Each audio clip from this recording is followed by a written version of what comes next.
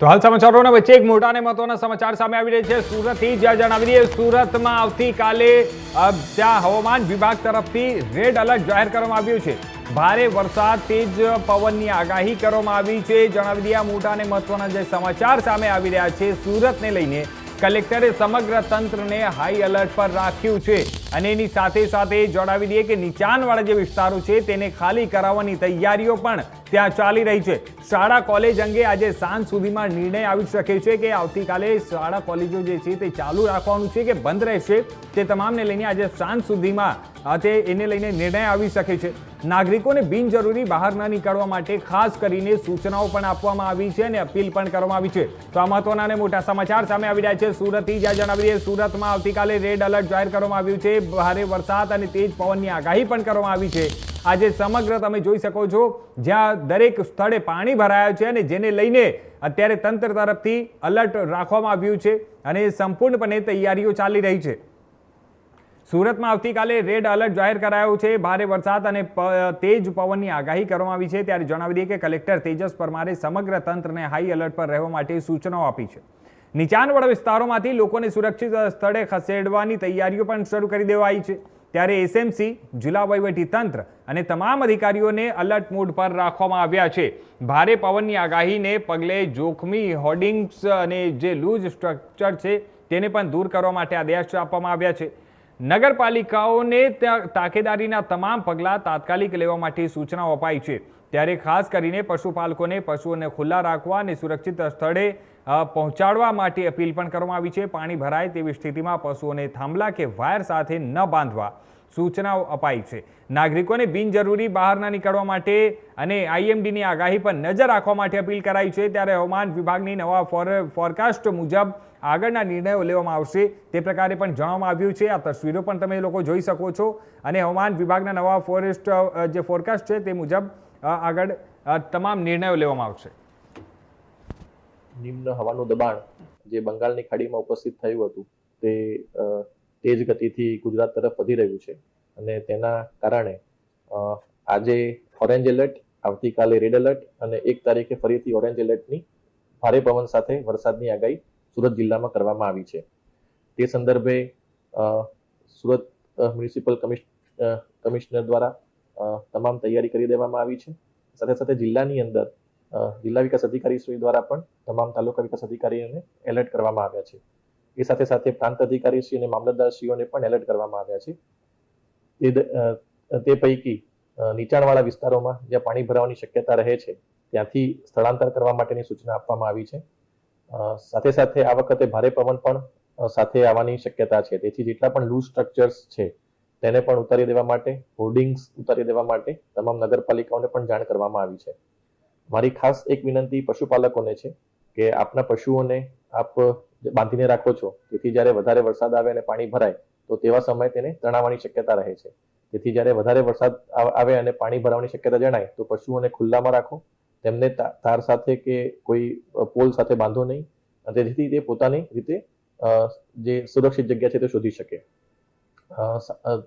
અગત્યની જે વાત છે કે આવતીકાલે 31મીએ ખૂબ જ ભારે વરસાદની શક્યતા છે, તેથી તમામ નાગરિકોને મારી વિનંતી છે કે આપ સતત વેધર વોચ ઉપર નજર રાખતા રહો અને જે પણ આઈએમડીનો ફોરકાસ્ટ આવે છે તેને સતત જોતા રહો, જેથી જરૂરિયાત ન હોય તો તેવા સંજોગોમાં આપણે બહાર ના નીકળીએ।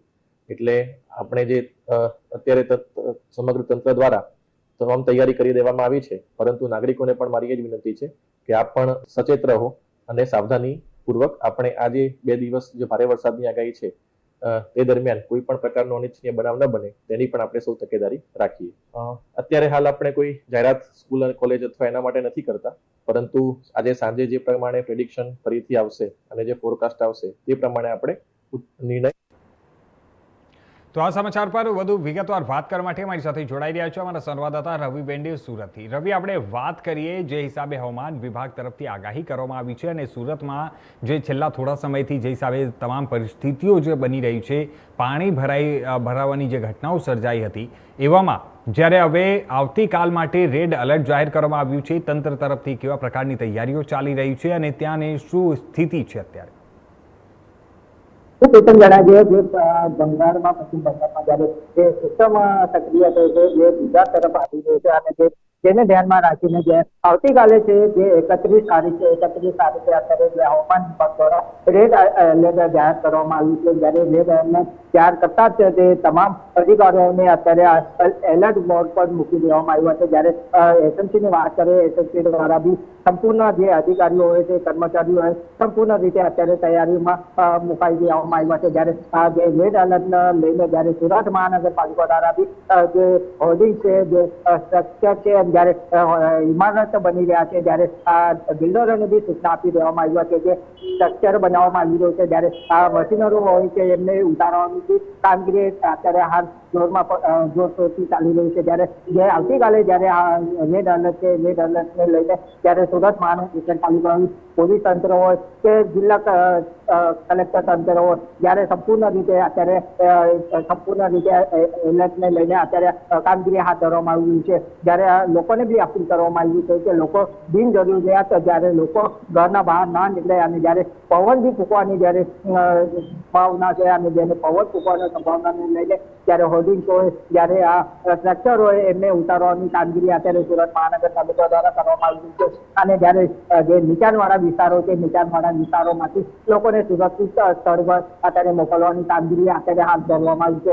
એનડીઆરએફની ટીમ સંપૂર્ણ રીતે અત્યારે સ્ટેન્ડ બાય પર મૂકવામાં આવ્યું છે. જ્યારે આવતીકાલે જ્યારે પવન ફૂંકવાની સાથે જ્યારે અતિ ભારે વરસાદની આગાહી કરવામાં આવી છે, ત્યારે લોકોને એક અપીલ બી કરવામાં આવી રહી છે કે જ્યારે લોકો સાવચેતી રીતે અને જે બિનજરૂરી ના બહાર નીકળે એની બી સૂચના આપવામાં આવી છે. અને જ્યારે પશુપાલકોને બી સૂચના આપવામાં આવી છે કે પશુને ક્યાંય બાંધી નહીં રાખે અને જ્યારે સુરક્ષિત સ્થળ પર એમને લઈ જવામાં આવે. જ્યારે સંપૂર્ણ રીતે સુરત મહાનગરપાલિકા હોય, જિલ્લા તંત્ર હોય કે પોલીસ તંત્ર હોય, સંપૂર્ણ રીતે અત્યારે જે રેડ એલર્ટ આવતીકાલે આપવામાં આવ્યું છે એને લઈને ધ્યાનમાં પૂર્ણ તૈયારી બતાવવામાં આવી છે.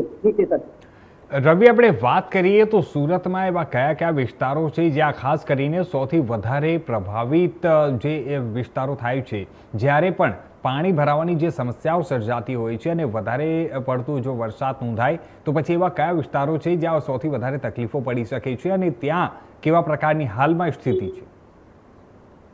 જે કિશન જણાવે કે આપણે સુરતના સારોલી હોય, ચોકોલી સારોલી હોય, મીઠી ખાડી હોય, જ્યારે આ ખાડી છે, મીઠી ખાડીથી લઈને જ્યાં સમુદ્રમાં જ્યારે જતું હોય, જ્યારે આ વિસ્તારો છે સારોલીથી લઈને જ્યારે પાંડેસરા, જ્યારે બમરોલી ખાડીથી લઈને જ્યારે આ વિસ્તારો છે પ્રભાવિત થતા હોય છે. અને અહીંયા દર વર્ષે અહીંયા ખાડી પૂરની સમસ્યા ઉત્પન્ન થતો હોય છે. પણ અત્યારે જે 15 દિવસમાં 2 વખત ખાડી પૂરથી લોકોએ ત્રાહિમામ પુકારી ગયા હતા. અત્યારે જ્યારે હવામાન વિભાગ દ્વારા ફરીથી જ્યારે અતિ ભારે વરસાદની આગાહી કરવામાં આવી છે, જ્યારે આ ભારે વરસાદને લઈને અત્યારે સંપૂર્ણ રીતે જ્યારે નીચાણવાળા વિસ્તારો છે, જે ખાડીના જે લાગતા વળગતા વિસ્તારો છે એમને સંપૂર્ણ રીતે હવે સુરક્ષિત સ્થળે મોકલવાની અત્યારે સુરત મહાનગરપાલિકા દ્વારા અત્યારે હાથ ધરવામાં આવ્યું છે. રવિ, એક સૌથી મહત્વની વાત એ પણ છે કે હાલમાં જે હિસાબે આપણે સૌ જોઈ રહ્યા છે કે આ બીજી કે ત્રીજી વખત એવી જે કન્ડિશન હવે સર્જાવા જઈ રહી છે સુરતમાં, આ વખતે જ આ વર્ષમાં જ અત્યારે બીજી ત્રીજી વખત જ્યારે આ પાણી ભરાવાની સમસ્યાઓ સર્જાઈ છે. એક તરફ આપણે વાત કરીએ થોડા સમય પહેલાં 15-20 દિવસ પહેલાં જે હિસાબે આ સુરતમાંથી દ્રશ્યો આવ્યા હતા, જે વરાછા વિસ્તારમાં અને ખાસ કરીને જે તમામ દુકાનોની અંદર સુધી પાણી ભરાઈ જવાની જે ઘટનાઓ બની હતી તેમાં કરોડો રૂપિયાનું નુકસાન થયું હતું. જે પછી આપણા નાયબ મુખ્યમંત્રી હર્ષભાઈ સંઘવી પોતે પણ ત્યાં સ્થળ ઉપર પહોંચ્યા હતા અને તેમણે સહાય પેકેજ માટે પણ જાહેરાત કરી હતી. બીજી વસ્તુ આપણે વાત કરીએ તો તેમણે તમામ લોકોને અપીલ પણ કરી હતી કે જે નાના મોટા રોજગાર ધંધાવાળાઓ છે તે લોકોને મદદ કરવા માટે અને તે લોકોને તમામ લોકોને અપીલ કરવામાં આવી હતી. આપણે વાત કરીએ તો હવે ફરીથી એ પ્રકારની કોઈ ઘટના ન સર્જાય અને લોકોને હાલાકી વેઠવાનો વારો ન આવે તેને લઈને જે તમામ દુકાનદારો છે, જે ધંધાર્થીઓ છે અને તંત્ર તરફથી એને લઈને શું તૈયારીઓ ચાલી રહી છે, એને લઈને શું કાર્યવાહી કરવામાં આવશે?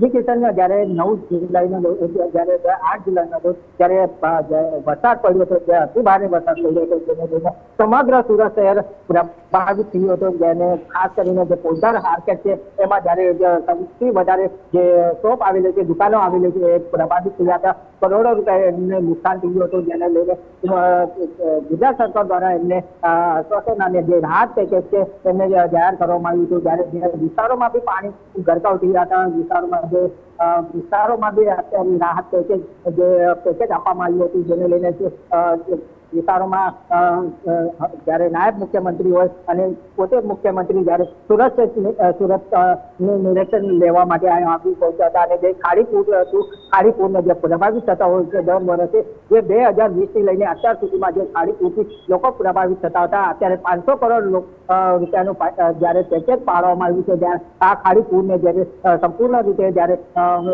નિદાન પૂર્ણ કરવામાં આવ્યા અને જે આજુબાજુમાં જ્યારે જે ગેરકાયદેસર બાંધકામ કરવામાં આવ્યું છે એમને તોડી પાડવા માટે બી આદેશો આપવામાં આવ્યું છે. જ્યારે અવારનવાર જ્યારે આ મિટિંગો અત્યારે સવાઈ થઈ રહી છે, જ્યારે આ ખાડીપુર ને અટકાવવા માટે અત્યારે મિટિંગોને બી દોર ચાલી છે. પણ આવતીકાલે જે રીતે જે અતિ ભારે વરસાદ સાથે પવન ફૂંકવાની બી સંભાવના છે, જેને લઈને સુરત મહાનગરપાલિકા હોય, જિલ્લા તંત્ર હોય, અત્યારે સંપૂર્ણ રીતે તૈયારી બતાવવામાં આવી છે. જ્યારે લોકોને જે દુકાનોમાંથી જે કિંમતી સામાનો છે અમને સુરક્ષિત સ્થળે લઈ જવા માટે અપીલ કરવામાં આવી રહી છે. જ્યારે આ જે રહેણાંક વિસ્તારો છે, જે પાણી ભરાવતા હોય, જ્યારે આ સમગ્ર વિસ્તારમાં પાણી ભરાતા હોય, કતારગામ હોય, ડબોલી હોય, કારોલી હોય, પુણા હોય, મીઠીકાળી હોય, લીંબાયત હોય કે ઉદનરા હોય કે પાંડેસરા હોય, આ સંપૂર્ણ વિસ્તારમાં અત્યારે પાણી ભરાવાની સંભાવના થતી હોય છે. પણ અત્યારે ગત રાત જ્યારે આ એક દિવસ જ્યારે સુરત મહાનગરપાલિકા અને